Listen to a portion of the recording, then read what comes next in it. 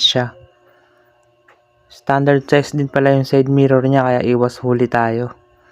Kaya alisin na natin yung stock side mirror natin dito mga boss amo para maikabit na natin yung Street King na pangmadiinan. Syempre kuha tayo ng bolts. Free na to. Kasama to kapag umorder ka ng side mirror. Tapos ipwesto nyo lang ng maayos at higpitan nyo ng maayos yung ating side mirror. Tapos meron yung takip para hindi kalawangin. Yan mga boss amo. Ipwesto nyo lang ng maayos. At takpan natin lahat ng mga butas. Tapos pwede nyo rin ganitong klaseng style. At tapos na tayo mga boss.